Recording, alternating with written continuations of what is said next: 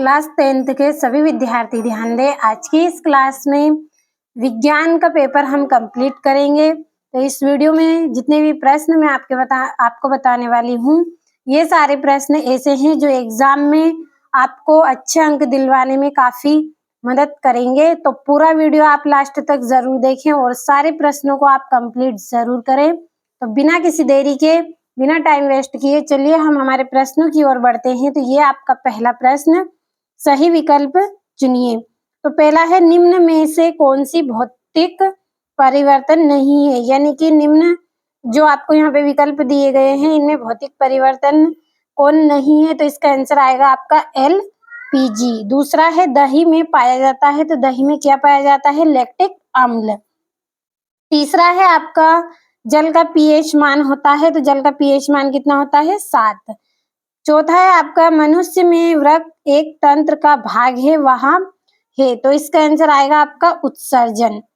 अगला है आपका, पादप में जाइलम उत्तरदायी है। तो पादप में जाइलम किसके लिए उत्तरदायी है? जल का वहन करने के लिए उत्तरदायी है।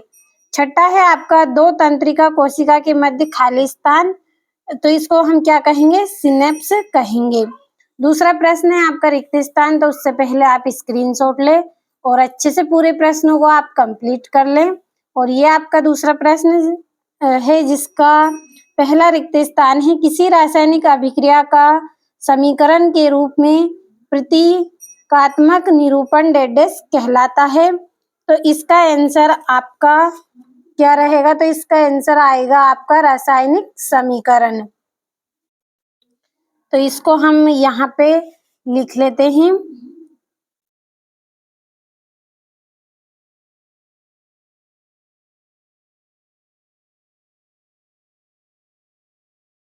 रासायनिक समीकरण।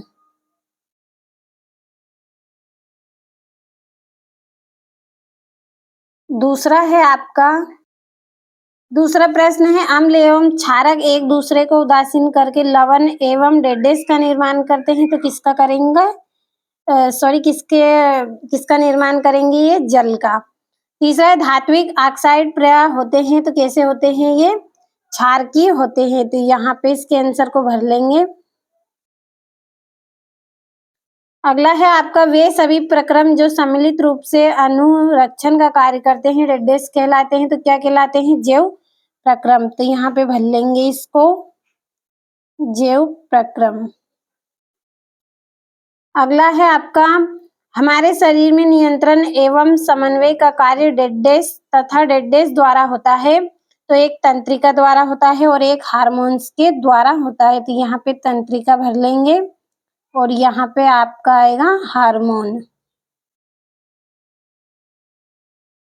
अगला है आपका, किसी गोली दर्पण की फोकस दूरी उसकी वक्रता त्रिज्या की डेडेस होती है। तो कैसी होती है? आधी होती है। तो अच्छे से स्क्रीनशॉट लीजिए। और तीसरा प्रश्न है आपका जिसमें आपको जोड़ी बनानी है। तो चलिए जोड़ियों को भी हमें एक बार अच्छे से समझ लेते हैं।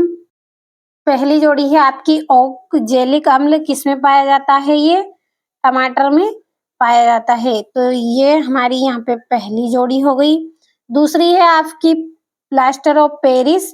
तो इसका ये सूत्र है CaSO4 1/2H2O। तो ये आपकी दूसरी जोड़ी। तीसरी है क्लोरोफिल। तो क्लोरोफिल की जोड़ी आपकी रहेगी प्रकाश संश्लेषण।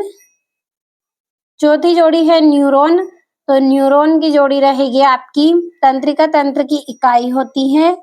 और पांचवी है अभिसारी लेंस। तो अभिसारी लेंस की जोड़ी आएगी आपकी उत्तल लेंस। और छठी है वर्ण विक्षेपण। तो त्रिभुजाकार प्रिज्म। तो ये आपकी यहाँ पे जोड़ी भी हो गई। अच्छे से स्क्रीनशॉट ले और अगर आप अच्छे अंक प्राप्त करना चाहते हैं तो पूरे पेपर को कंप्लीट कर लें। और ये आपका चौथा प्रश्न जिसमें एक वाक्य में उत्तर करने हैं। तो एक बार मैं इनको कंप्लीट कर देती हूँ, फिर आप अच्छे से स्क्रीनशॉट लीजिए इनका। और ये आपका पांचवा प्रश्न जिसमें सत्य सत्य करने हैं। तो आप इनको अच्छे से कंप्लीट कर लें। और ये आपका छठा प्रश्न, रासायनिक समीकरण से आप क्या समझते हो? किसी संतुलन समीकरण का उदाहरण देना है। और सातवां है, वियोजन अभिक्रिया को संयोजन अभिक्रिया के विपरीत क्यों कहा जाता है? इन अभिक्रियाओं के लिए समीकरण लिखना है। और 8वां है वायु से जलने से पूर्व मैग्नीशियम रिबन को साफ क्यों किया जाता है। और विकृतिगंधिता को परिभाषित करना है, अम्ल को परिभाषित करना है, पीतल एवं तांबे के बर्तन में दही एवं खट्टे पदार्थ क्यों नहीं रखने चाहिए, और जीवन के अनुरक्षण के लिए आप किन प्रक्रमों को आवश्यक मानेंगे, और 2 मीटर फोकस दूरी वाला उत्तल लेंस की क्षमता आपको ज्ञात करनी है। और ये आपका 14वां प्रश्न, गोली दर्पण के वक्रता केंद्र की परिभाषा लिखनी है। तो सारे प्रश्नों का आपने अच्छे से स्क्रीनशॉट अगर नहीं लिया है तो यहाँ से एक बार फिर से लीजिए और अच्छे से कंप्लीट कर ले आप पूरे प्रश्नों को। चलिए बढ़ते हैं अगले प्रश्न की ओर। तो ये आपका यहाँ पे इसका अथवा है, गोली दर्पण की वक्रता त्रिज्या की परिभाषा, उत्तल दर्पण के 2 उपयोग करने हैं, ग्रह क्यों नहीं टिमटिमाते हैं, और स्पष्ट दृष्टि की न्यूनतम दूरी किसे कहते हैं। 18वां है, प्लास्टर ऑफ पेरिस का अर्धरोधी बर्तन में क्यों रखा जाना चाहिए, समीकरण सहित लिखना है। 19वें प्रश्न में धमनी एवं सिरा में अंतर स्पष्ट करना है, और अवतल दर्पण के कोई 3 उपयोग करने हैं। और 21वें प्रश्न में प्रत्यावर्ती चाप का नामांकित चित्र बनाना है।